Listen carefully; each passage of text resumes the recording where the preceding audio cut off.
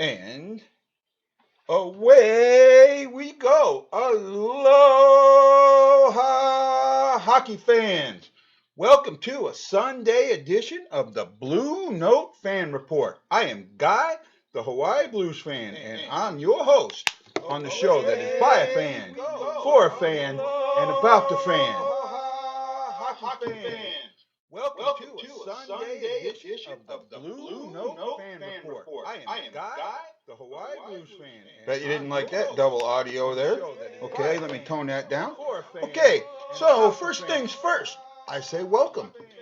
If you notice on my screen, I got some pictures up.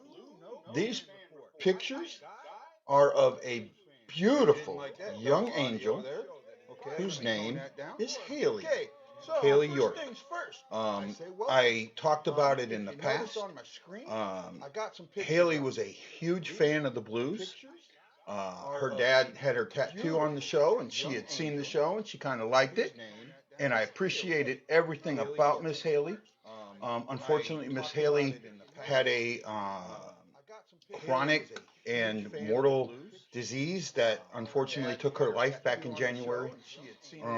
I made her a fan of the game on a live show, and I found out from her family that Haley always wanted to be a YouTube star. So I made the decision to make Haley my co-host for the remainder of the season, however long or fun that may be. So why am I on today? There's no hockey. Well, that's exactly why I'm on. I'm on here to talk about hockey, to give you guys a chance to enjoy what's going on, enjoy some talk about hockey, and talk about some of the different things that are happening in our world. The number one thing, and I seen it today, and it looked a little more suspicious than what I think it was. A member of the St. Louis Blues front office has a family member that is tested positive for COVID-19. However, suspicious than what I think it was. This family member is self-quarantined. A member of the St. Louis Blues. Currently, the member of the Blues, the front office, is not showing any signs, and people that have been closely in contact with this person have been contacted and told to self-quarantine. This is a good thing now. It's early in the process. Unfortunately, what we're seeing is this spike in positives, and this spike is normal because we're testing more, and B, more people are getting tested. It's okay to see this spike. I forgot to say something. One thing I wanted to say, I'll talk about it. I just hope at the end of this thing, you guys all watch and go, he nailed it! I hope I do. I know that my viewership might be low now because I think the President Trump is talking about this stuff, and that's fine. You can come back and watch later. So also, I got the chat up. Don't forget about the chat on YouTube. You can go in there, chat with me. This is an interactive show. I want to hear what you got to think. I also want to talk about some of the playoff scenarios that have been talked about, and about what would happen with hockey. I have seen a couple of players. I've seen Bennington was on with Kevin Weeks not too long ago, a couple days ago. Pat Maroon did a live show from St. Louis via Twitter on Periscope. I watched a little bit of that. Jamie Rivers, with his Synergy Hockey, is releasing some videos. I will put those videos when I find out about them in the Hawaii Blues Fan Clan. I think you guys will enjoy watching that. I hope you guys are out there watching. I hope people can hear me, and as we talk some Blues hockey, and as we have Haley joining us. I will put those videos when I find out about them in the Hawaii Blues Fan Clan. Sorry, I need to get a little bit of tea in there. I hope you guys are out there watching. I hope. Let's see. What do we got going on here? Currently, not much. So as we're down and I'm talking, you put in at any time. Go in the chat. chat me up there. You can hit me on Twitter. I will keep my Twitter feed going. I will keep my Twitter feed going. So if you at me at Twitter, I should be able to see it. My Twitter handle is at Hawaii Blues Fan. I think it's running down around the bottom here. You should be able to see that. Put some posts on Twitter, hoping I'll get some people. I found out something today. I was able to post the Mighty Shin, a part of the video, on my Twitter. And then the link to the full video is there. I hope you guys can go check that out. I want to check one more thing. I'm kind of keeping an eye on what's going on here in my group, the Hawaii Blues Fan Clan. Anytime that you want to get a hold of me, you can get a hold of me there. What am I doing here? Let's do this. In my group, the Hawaii Blues Fan Clan. Okay, so I got that going. Make sure the people in the clan know how to find me. And let's get back up in here. What am I doing here? And, okay, so back to the BlueNote Fan Report. For those of the three of you that are watching, hey, aloha. Hope my buddy the Mortons will catch me later. Hope the Yorks will pop on here. I know her older sister has been really keeping me informed how the family's doing, and I really appreciate that. You know, York family, my heart leaps out to you, and I hope that through this rough, tough time, that this little bit that I do will help in your healing. Now, I want to get back to the COVID-19 stuff a little bit. So I have a couple of people out there that are doctors, are in the healthcare field, that have reached out and talked to me. And one of the things that I was curious about was the Spanish flu epidemic in 1919. Now that wiped out the NHL season. Okay? And I wanted to know a little bit more. How closely related are these two things? And I was really surprised to find out that they're not very closely related. The Spanish flu epidemic in 1919. There's a pretty good echo delay. Okay. I thought I fixed that. How closely related are these two things? Okay, Bob and Rowland. I think I just fixed it. Let me know how it's sounding for you. Is it any better or any worse?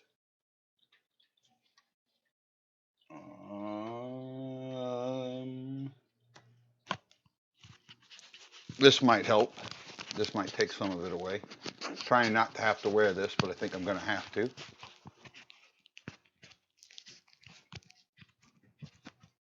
So how's that, Bob? Is that better? Is the echo delay gone?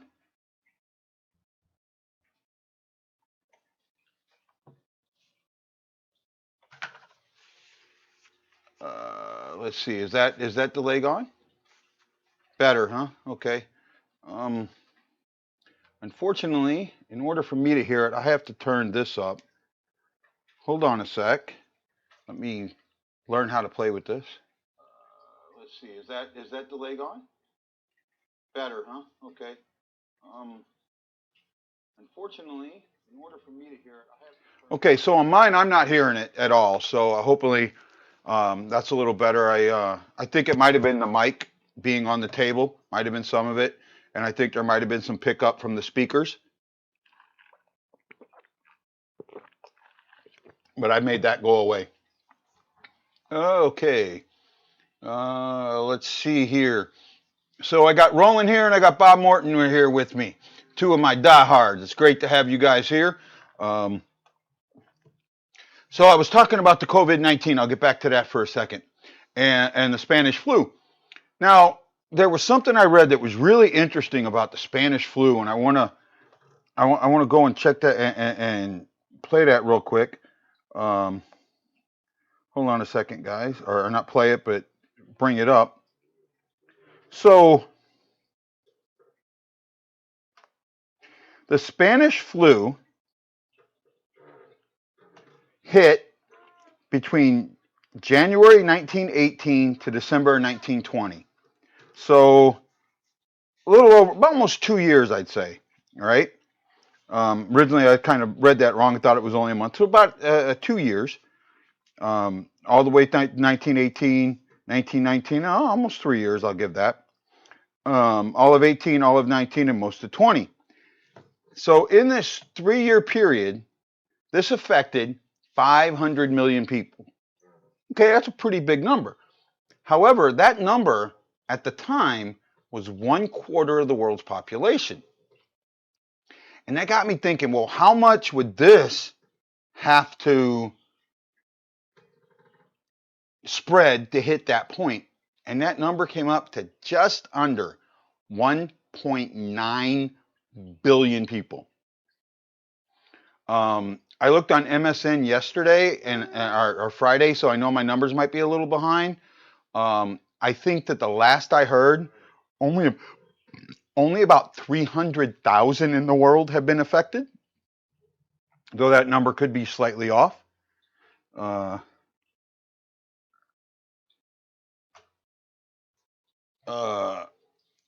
the death toll was somewhere between 50, and again, they don't actually know, between 50 million and 100 million. Death toll estimates have been between 17 to 50 million and possibly high as 100 million, so about 1/5. Fertility or mortality rate. This thing doesn't seem like it's been that bad yet. And, a lot of people there are a lot of people out there. No, I thought COVID-19 was a virus. I thought that it was caused by the coronavirus, which is a virus. So, it's kind of the same thing. But one thing I want everybody to know, and this quarantine has got a lot of people scared, got a lot of people concerned about end of days or rioting or things like that. But I saw something yesterday while I was delivering pizzas that really made me smile. The neighborhoods I delivered in, I saw people out walking, saw kids playing with their parents.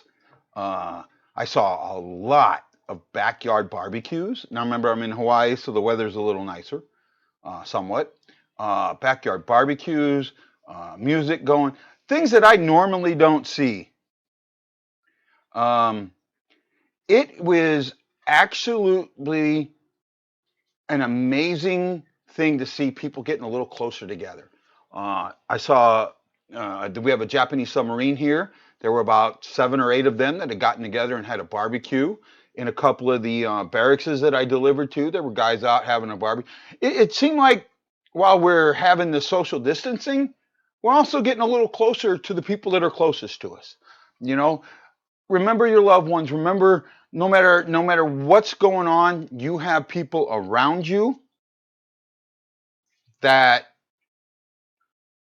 care about you, whether they be in your own house or thousands of miles away.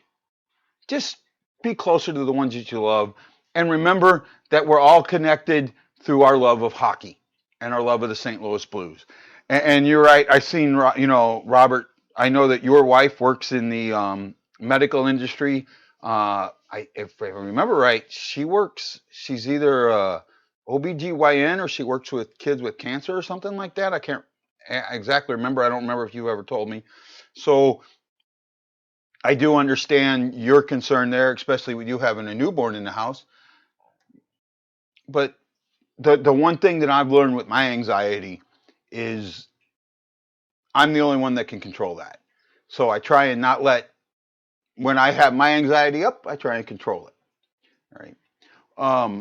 It's been good to see the NHL Network has been playing the All-Star game, the skills competition, and the game itself. Pediatric. I knew it was somewhere around there. I knew she worked with kids. I was pretty certain of that. That there's things like that going on. It's good to know.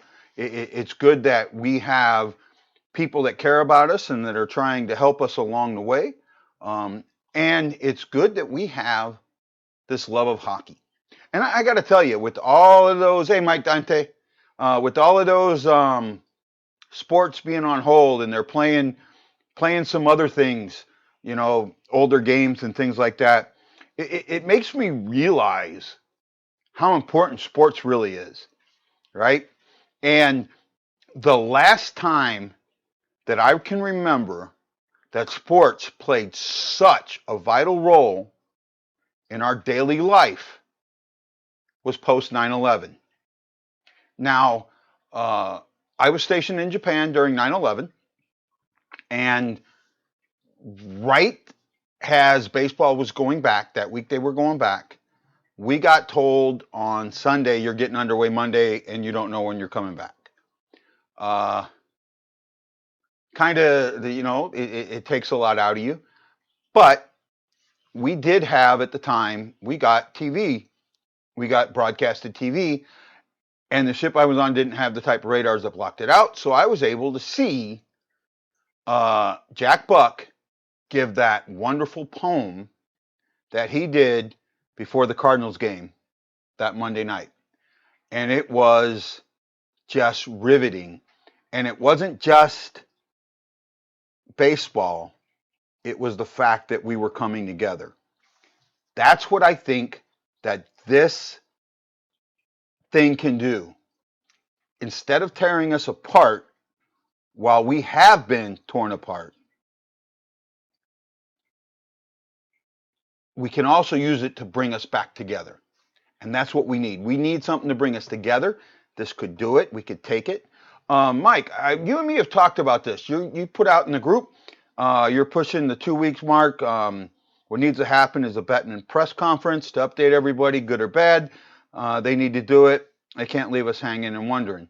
I do know that Bettman has been on the NHL Network on NHL Live or NHL Tonight a couple of times. He has talked about it at the time. Rowland, I talked about that a little bit, and it was not a Blues employee that tested positive. That's you got to read the statement. A member of their family, of their relations, tested positive. They don't say how close that relationship was, but it was not a Blues employee. Right? I did look at that before I came on to make sure that I had that right. And in fact, let me do something real quick, guys. Let me go ahead and read that statement. I think that's something might be a little more important to do. So let me go to the news of the Blues. Just a Hawaii Blues fan. He's going to read the news of the Blues. If it was on my app, it's not on my... Oh, here it is. Okay. Statement on positive COVID-19 by relative of a team employee. Very important. St. Louis Blues have been advised that a relative of a Blues employee has tested positive for COVID-19. The diagnosed individual is in self-isolation along with members of the individual's family. All Blues staff who may have come into close contact with the employee have been notified. As a result of this positive case, all members of the Blues, as previously elected, are requested to remain isolated, to monitor their health, and to seek advice from our team medical staff. Out of respect for the individual and their family, we have no further comment at this time. Smart way to do it. Again, and the one thing that we need to do is not spread rumors, right? Unfortunately, Rowland, where you go, oh, a Blues employee tested positive, that's not a true thing. We got to make sure that we're not forcing this thing. And this has been the biggest problem with this, right? In this day and age of social media,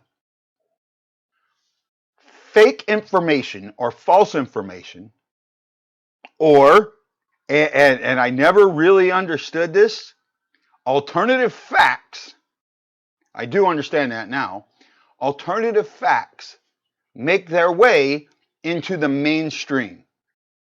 When you see things on YouTube, things on Twitter, things on even some of the news, take a step back, look at who wrote it, and see how much credibility they have. 90% of the time, the source has zero credibility. The source has about as much credibility as I do as a media member. Zero. But hey, I'm trying. Hey, we're up to 7 people watching. Woo! Woohoo! 7! Come on! Woohoo! 7! A whole 7 people are watching the Hawaii Blues fan. Fuck. Oh well. So it is fun to be here. I'm having a good time. I'm going to stay on for about an hour, maybe a little longer. We'll see how things go. If someone is out there watching that press conference, let me know what's going on there.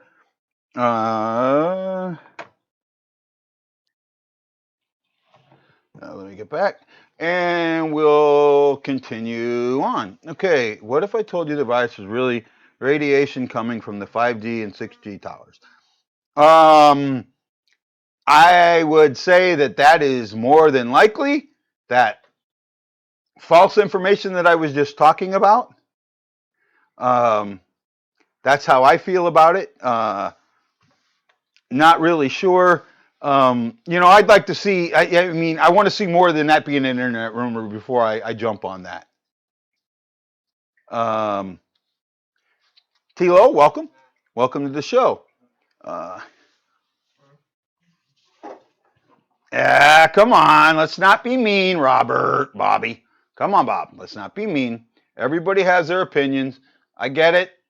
We just need to step back, breathe, and think about things and not take, you know what?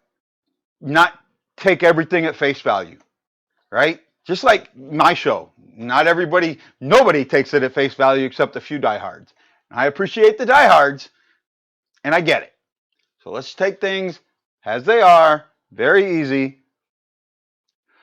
Rowland has a former, a sergeant is an E5 in the military. Basically, that is a low-level supervisor. Frontline working supervisor. That's all it is. Remember that this thing started in China. I don't know what China's link is, but, just my belief, bud, and I don't want to get in an argument with you, and I don't want this to be about COVID-19. Oh, no problem, Robert. Just making sure. We'll just go from there. So, moving on a little bit further, I wanted to say a couple things. Okay, in E9, I'll give a little more credibility to an E9, but not a lot.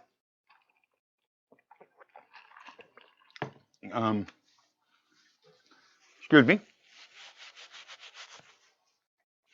So, where was I? Oh, man, I am completely lost. Okay, let's get. Oh, I know what I want to do. I was hoping that by the end of this show, you're going to send me a bunch of messages and you're going to go, nailed it! And just be good to everyone. Just be good to everyone. That's all there is to it. Okay, who's ready to talk some hockey? Let's talk some St. Louis Blues hockey. So, what has the Hawaii Blues fan been up to as far as hockey goes? Well, here's what I've been up to. If you followed my Twitter, I have been on Twitter, and I have tried to reach out to some players. I've been posting in my group, and I put it on there. I put something out to Bennington, to Bozak, to some other players, Darren Pang, trying to get one of them on David Perron. It would absolutely be great if that could happen. I don't necessarily see it happening, but I'm going to keep trying. Now, here's the thing. Me doing it by myself gets us nowhere. What you guys really need to do, is go to these players and say, hey, why not do an interview on the BlueNote Fan Report? It's on YouTube. Check it out. If 100 or 200 people or 300 or 400 or whatever do that, there's a chance it could happen. I did reach out to Tom Calhoun. He was willing to come on. However, I haven't figured out there's some technical aspects to that with my software of bringing him on to make sure that he can see me and you can see me and we can all see each other. So I got to work with that. I got to, get with the people that make my software and kind of go from there. Um, I'm hoping to do a little better. Uh, you know what, guys? While you're watching this, why don't you go ahead and share this to Facebook, to your pages, share it to groups. You've been playing them. Rowland, I would make a comment, but I want this to be kind of a kid show. But I won't go there. But I won't. But so I don't want to say kid show, but a PG show, or maybe even an R. But we'll go. We'll keep it semi respectful. I don't know how respectful I can be. So I'm going to take this right now, and I'm going to share this to my Twitter and see what happens. Tweet that out and see if I get something. Okay, I did that. Now what do I do? Go back to here. Might do it to my Facebook here in a little bit. Oh, I had 8 people watching, and then I'm getting down to 7. Well, it's probably because one of. Well, here's the third thing. One of the people watching is me. I'm bad.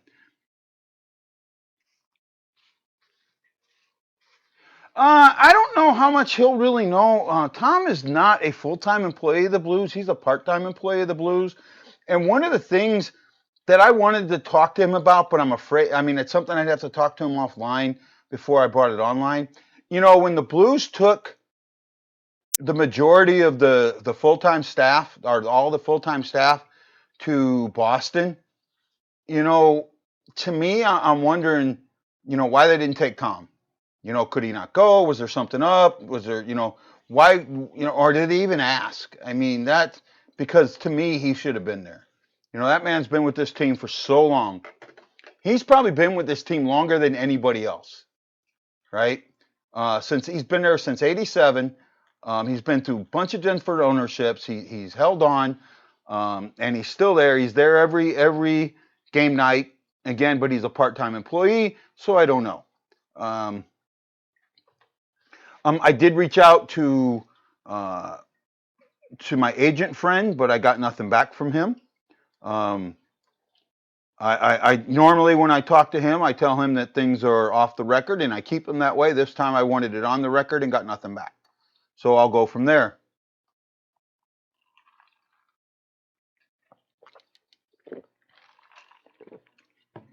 You know what? That is possible, Mike. I agree with you that it's possible. And I may reach out to him and see what I can get. Let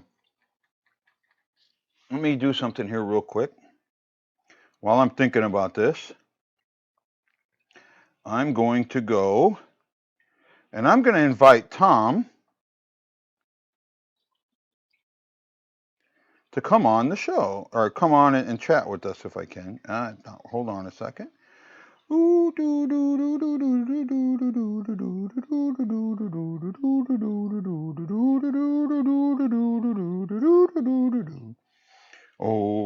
he's chatting on the chat with Tom, talking about Blues hockey. I am live. Could you join us in chat and maybe answer some questions? No, I just sent him a message. We'll see if he gets it, and we'll go from there.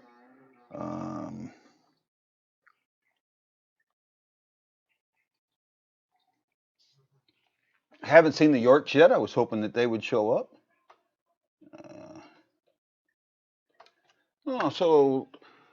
Hockey. Yeah, I've seen that one. I made a fire so I could yell at the flames.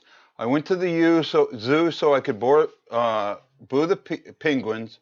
I went outside at night to boo the stars. I seen one Blues fan. I played a sad song so I could boo the Blues. Went to an Indian reservation so I could boo the Blackhawks. Went to the forest so I could boo the Bruins. What's another one? Went to the gas station so I could boo the Oilers. Hey, Mike, thank you. I appreciate that. I hope you guys don't mind Haley being up. This little girl wanted to be a YouTuber, and this is my way of making her a YouTuber. You baked the cake today. Hey, Rob, how are my boys? How are Jackson and Alex? I hope they're doing good. Hope they're enjoying their time off of school. We're all here for you. Let's see. So what else have we got here? So I was talking with Mike Dante yesterday. Oh, the York family made it. Yay. Welcome, York family. Welcome. You guys know who I am, and the co-host Haley there. I hope you're very happy with the pictures that I posted of her today, and I appreciate all the pictures that you guys sent me. I'll keep rotating them around so you can see that Haley finally got to be on YouTube. Yeah, I liked one to the DUI checkpoint at the corner of the kitchen in the hallway. Yeah, you probably got pulled over there, Rowland. I'm pretty well. You know what? You probably didn't make it out of the damn chair. So let's continue on. I want to talk a little bit about what. So nothing is known. Everything is speculation, and there's something really great about speculation. It can go anywhere. So let's hear your wildest speculation about what's going to happen, right? My pick is this. I'm starting to like the players' proposal. I was trying to find it and I can't at the moment, but the players had proposed a June training camp with the regular season finishing in July, playoffs going through till like September, a short break, like a month break, and then the season restarting in November, something like that. A little off, and then probably a compressed season.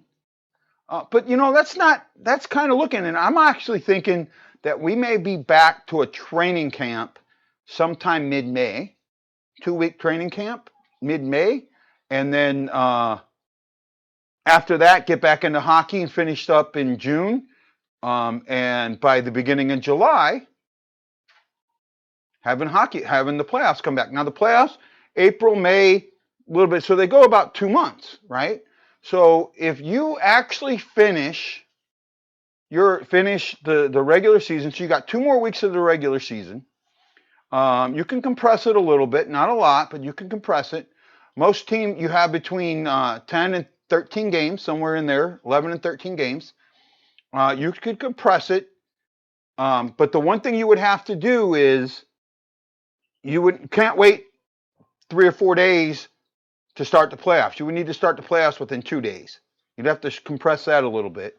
I think in the first round you play back-to-backs at home. You don't go every other day. You play back-to-backs if it can set.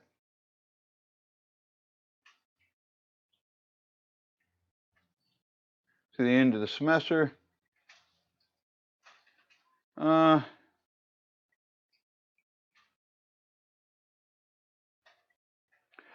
No, I think you got to play the season out, right? I mean, if you're coming back, don't shortchange anybody.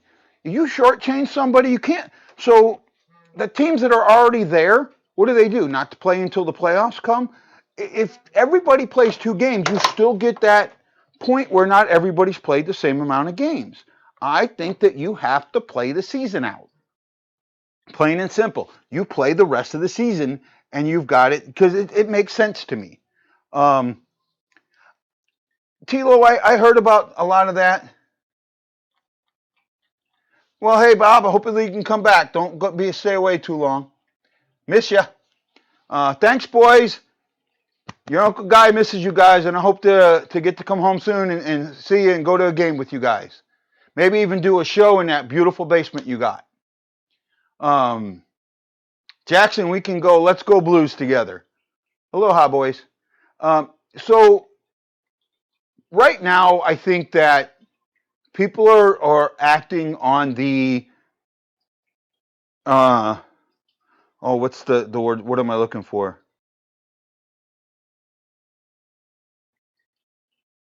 Um, for caution, right? They're doing it a little more. Uh, what I see right now is let's take the extra step, and once we see where we're at, we can pull back. It's easier to pull back than it is to push forward. So let's put it this way. Let's say you start with 15 days and you tell everybody 15 days. Well, everybody gets to that point where they're going 15 days. Okay, I can make it. They get to the 10-day mark. Yeah, it's really close. 11-day. Ooh, I'm almost there.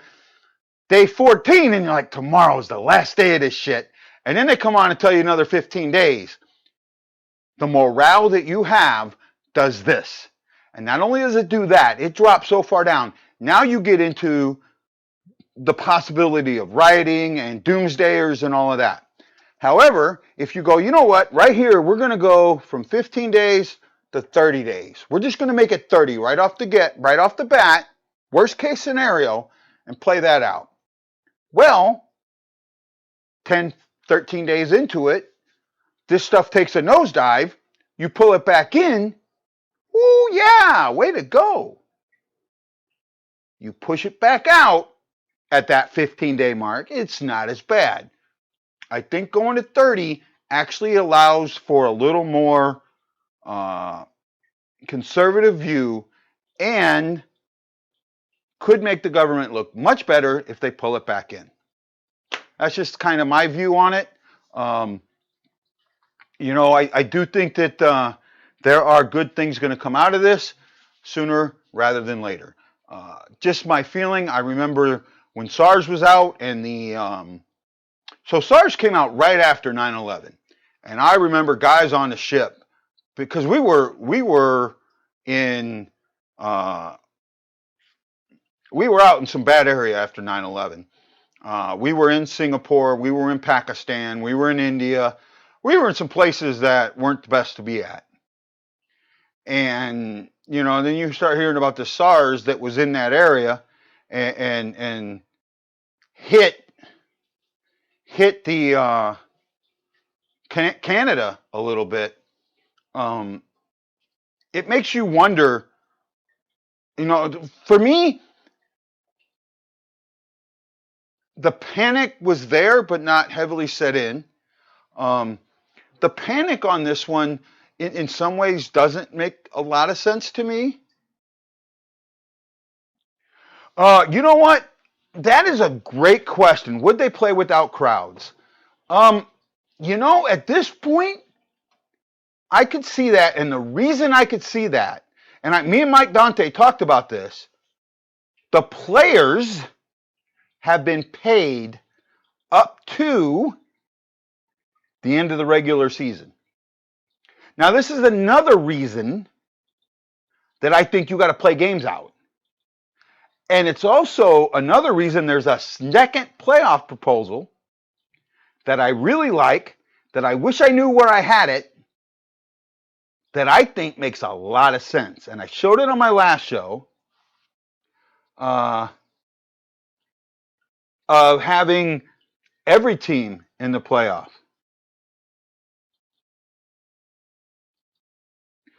No, well, Tilo, I get being in Hawaii that it seems like we're isolated and we may not have had it as bad. And that's true. We may not have had it as bad. Same with the Alaskans. But we do feel what's going on. We are connected enough to the mainland. We do feel it. I think that my feeling, right now, how I feel has a lot to do with me being in the military. Has a lot to do with my naval training. I was trained to be there. I was trained to go there. I was trained to respond. I was trained to react, and I was trained to do it with calm.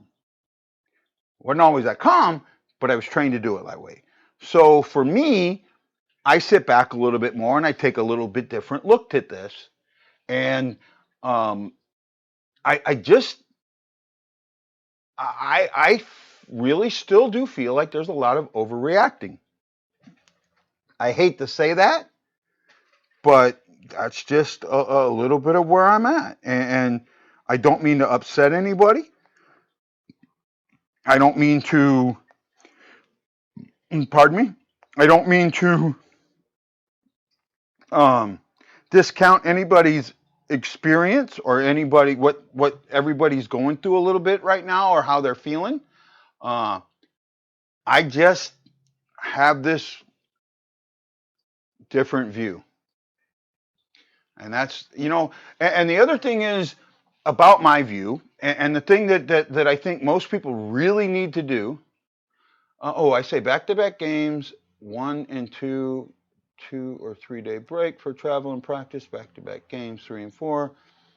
Series is over. That one's not bad there, Mike. I think that's okay, but I think you don't need the 2 days for travel. 2 days maybe is enough between the travel if you back it up. Maybe even a day. Depending on, I think it should be 1 or 2 days for travel, depending on how far apart the series are. For example, if we played Chicago, 1 day is more than enough, right? If we played Colorado, maybe 1 day is enough. If, for example, we had to play Calgary, that way, maybe that's a day, that's maybe 2 days. Or if we had to play the Sharks or Vegas, a little bit further travel, kind of look at it that way. I think in the East Coast, most of that travel, except if it's really far east to west, like Florida to Montreal, maybe then that's 2 or 3 days, but the rest of it could be squished in. The West is the one that's kind of spread out, where the Central is somewhat located centrally, but the Metro and the Atlantic are all pretty much right in that general area. Um, that's how I see things. Um, Hold on a second. I got to check something out here real quick. I love these guys. I put these posts about the videos. I get likes, but I never get viewers. Someday the viewers will come. Someday people will watch me. Someday I'm going to be a big star. Someday it's never going to come. Oh, well, how I wish it were someday. God, my singing sucks, don't it? Okay, so where are we at? So what else you guys got for me? Let's give. This has been, what's amazing is that the season that this has been, and it feels kind of, I actually feel a little upset that it's been taken away from us. Right now, there is not one team that I think left the break that's going to come back the same. Not one. I think teams that are had rough spots could get better. I live on Oahu. I live in Honolulu, just past the airport. I'm about 5 miles from Waikiki, something like that. Uh, so I'm right. I actually live right off of Pearl Harbor. I work on Pearl Harbor. I work for a repair company, and mainly right now, my job is to supervise the repair of Navy ships. That's what the Hawaii Blues fan does when he's not doing this. Be honest, I would love to do this full time. I would love to do this and make money doing it. I would love for this to be my full time occupation. I would love to be able to travel with teams and do things like that. But right now, just ain't gonna happen. I just spent 43 minutes, and I think I spent only about 5 minutes on the Blues. Uh, so let's get back into that. Let's get back into the Blues. One of the biggest questions for the Blues is going to be, what do you do when Tarasenko comes back? Well, this break is giving him more time to heal, and he's actually he did a video telling Blues fans, I can't wait to have you back. Be safe. Can't wait to come back. He's ready to come back. I've seen video of him chasing his kids around the pool. He's been a pretty busy guy.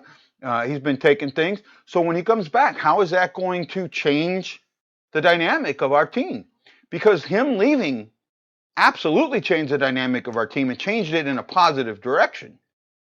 So when he comes back, does it go in a negative direction or does it maintain that positive direction? For me, I'd like to think it maintains that positive direction. I like to think that our team has learned they have Perron who can score.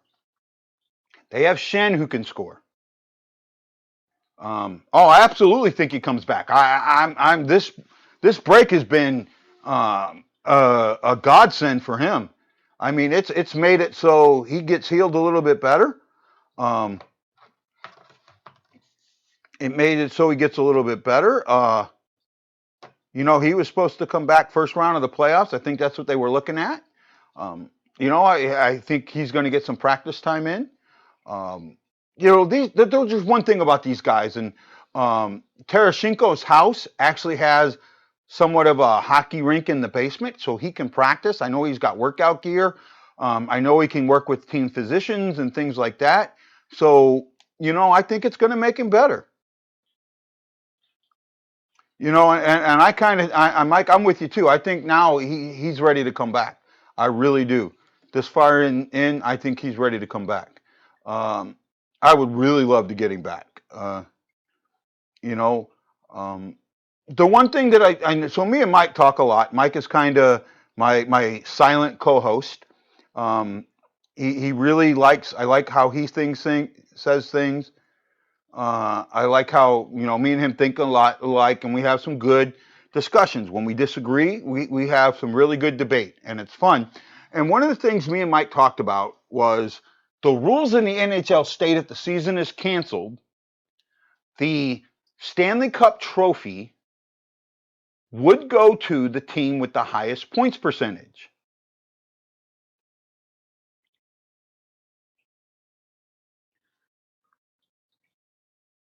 Yeah, okay. I'm just reading your messages a little bit, trying to keep up with you guys. Um, oh man, I just lost. It would go to the team with the highest winning percentage, which to me right now would be Boston. I don't think you can award it to Boston. Actually, if the Blues were in first, they're the only team that I think that you could award it to that people would accept because they won it last year. That's the only reason. If they were in any other position, I would say no. Only the team that had won it last year still being in first would it make sense to. It wouldn't be great, but it would make sense to. I really think that this is the way you get your fans back, right?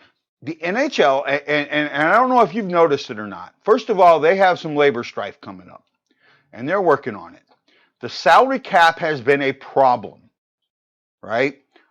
In some instances, it has been so low that it has really hurt some teams to where they've had to dress less players.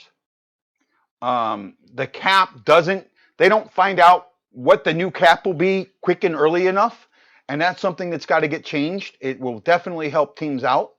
The salary floor, you have too many teams.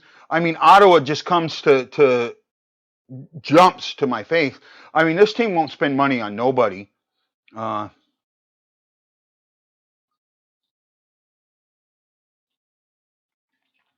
I don't know about that, Roland. A weaker overall conference, maybe, but at the top, no.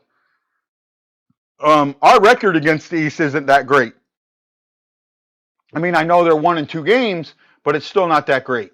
And the East has a pretty good record against the West this year, so that's something to take into account. At the top, there are some very, very good teams. Um, some very good teams. In fact, let me pull something up real quick, guys. Uh,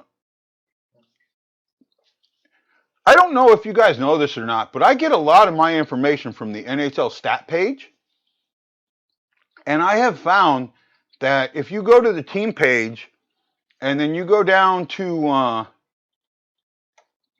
by game, you can actually break down part of a season. You can go through a whole season, part of a season.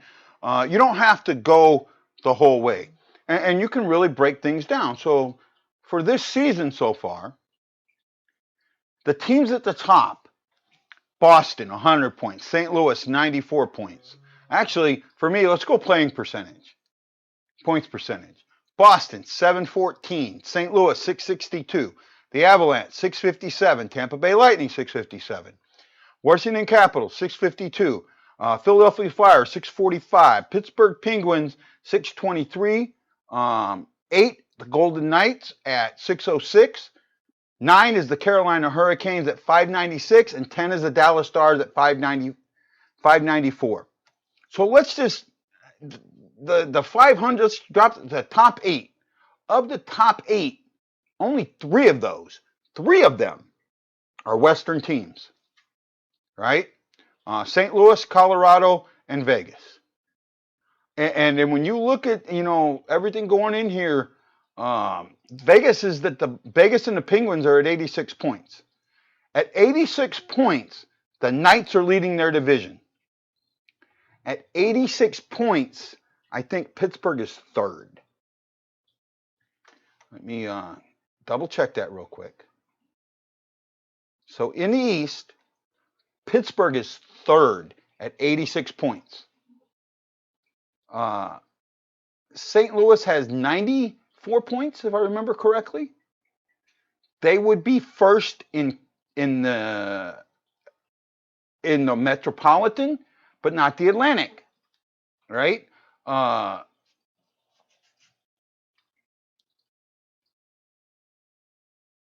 Colorado would be first in the Metropolitan. Vegas would be basically in the 3 divisions. They'd be third in the Atlantic, and they'd be tied for third in the Metropolitan. So I, for the most part, think that right now the East at the top is a little bit stronger than the West at the top. That's kind of my feeling. May not be yours. That's just the way I'm looking at it right now. Let me get back to you guys and see what you guys are saying. Yeah, Mike, you're kind of with me on there. East is stronger. Hey, remember, this show is interactive. I really want you guys to get out there and beat it up and talk it up and help me out. Let's try this.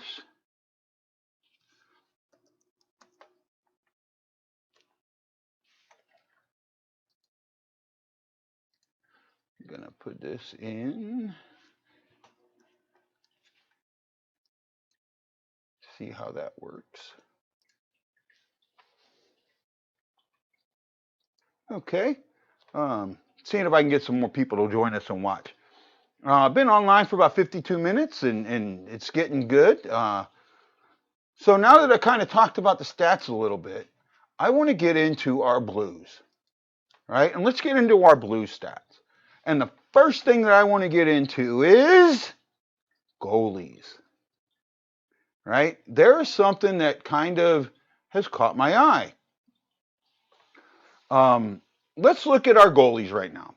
We have played 74 games of the 82.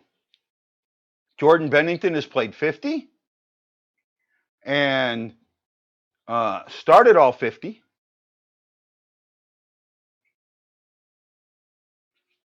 Allen has played 24 and started 21.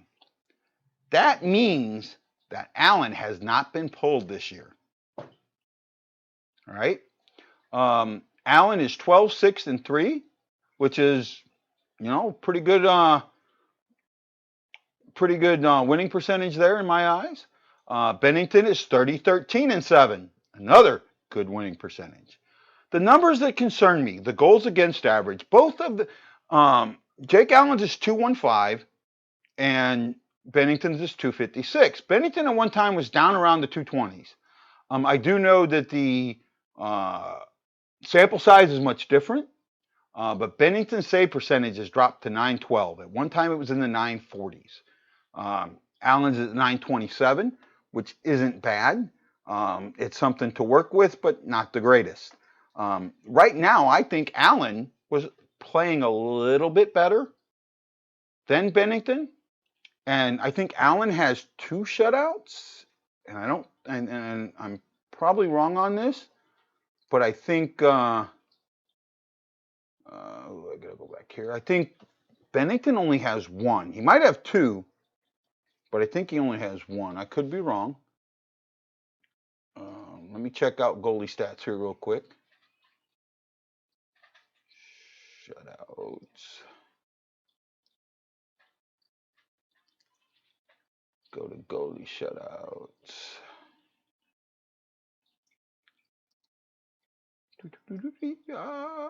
I need to get this quicker. I need to go quicker. Get stats. We have. Oh, Bennington has 3 shutouts. Ooh, I missed one. And Allen has 2. So 5 shutouts for the team. That's not bad. Right? A little bit better. Would like to see him have more shutouts. I really would. Bennington actually has an assist. I give him credit for that. So I was wrong. No problem. I don't mind being wrong at all when I can make it right. Kyle Alaska agreed, but when the playoffs happen, Blues and Boston have experience. Yeah, Kyle, you're right. There is some experience there, and I get that. Rowland, Bennington has 3. I was wrong about that.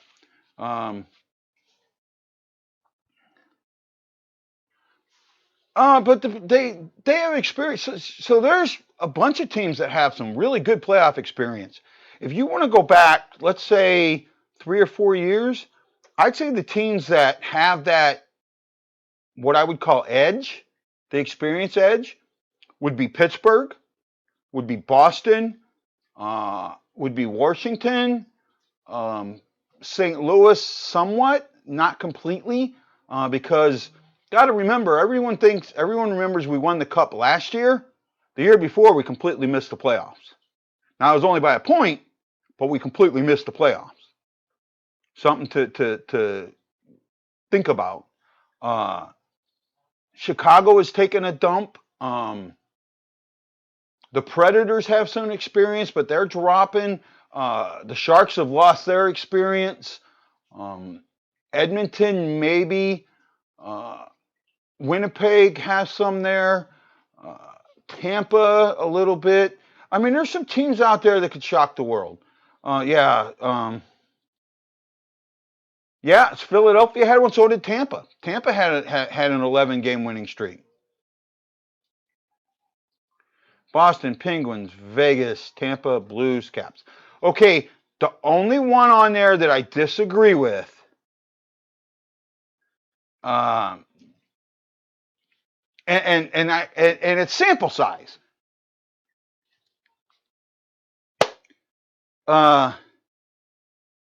Is Vegas, right?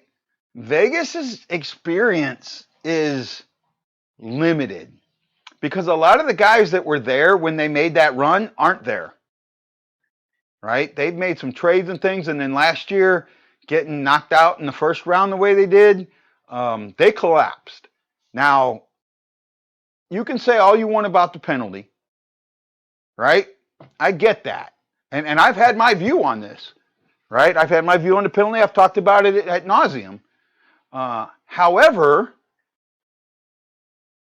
they still allowed all those goals. They were up. They allowed 3 goals in that 5 minutes. That's on them. You know, you got to be willing to change up your. See, this is something that I would really like to see more teams do. And that's change up their penalty kills and get forwards out there. Get some forwards that normally you wouldn't think would kill a penalty, right? I don't know how many of you remember this. Brett Hull used to kill penalties, right? They would do something that was really interesting. They would be 5 on 4, but honestly, they would be 5 on 3. Brett Hull would stay near the blue line, stay near the top. He'd throw a stick out there, but he would absolutely wait for the Blues to get the puck, and he would dart for the center line.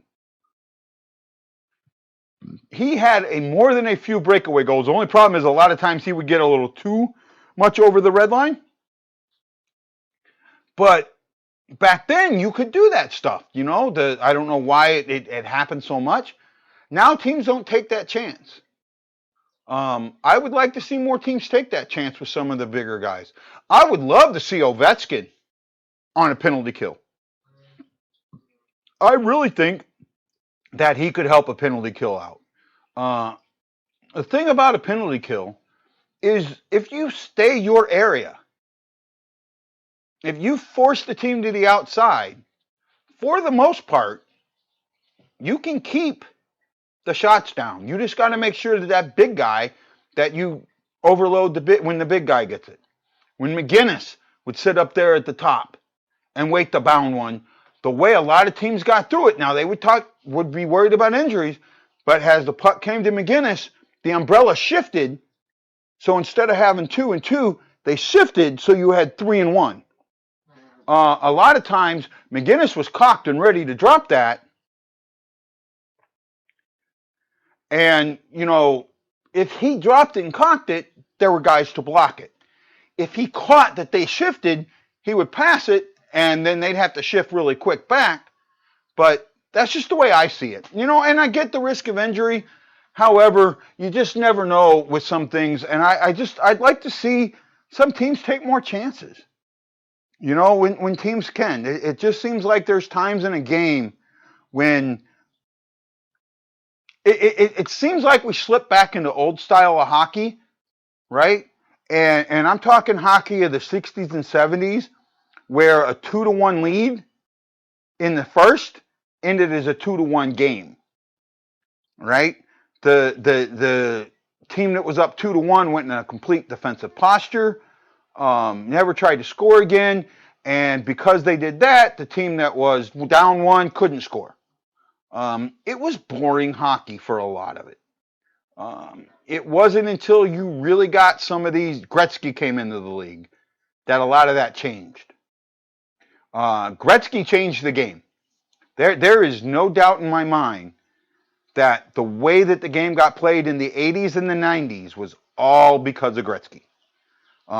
Brett Hull scored his goals because of Gretzky. Gretzky made goal scoring a thing. And I mean a real thing. It was something to behold, and people wanted to see him score goals. Tickets to see him play were $100. Well, at that time, the highest ticket at a game was $25 or $30. You had to pay $100 to go see him play. That just tells you what he did, or more. I remember an episode of MacGyver, and it was supposed to be based in Canada, and they had Edmonton Oilers tickets to see Gretzky play, and they weren't giving them up for nothing, including a possible bomb going off.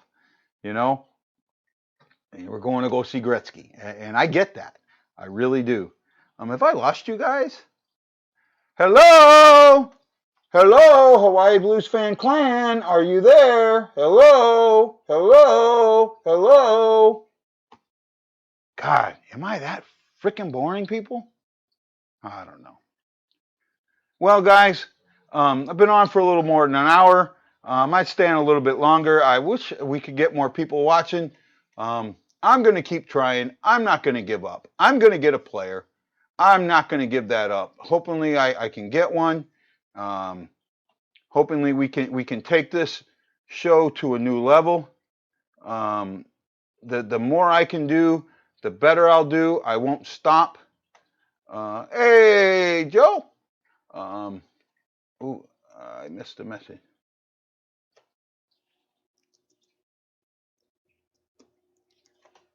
Yeah, unfortunately, Tom just sat down to dinner, so we couldn't get him. Sorry about that. Maybe I will try and get something set up with him, and maybe try and do an interview with him that I can put out and see what he can tell me. It would be, I will do what I can to get you guys as much information as I can. Just know that. What else we got here, guys? So is the clock's ticking on?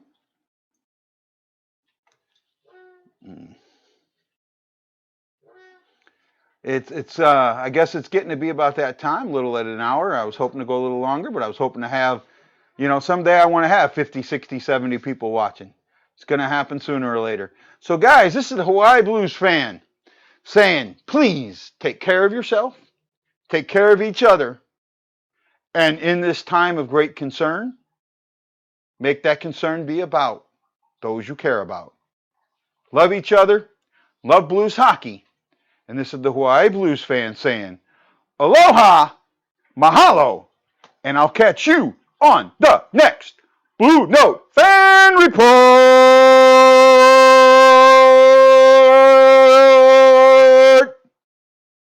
Aloha.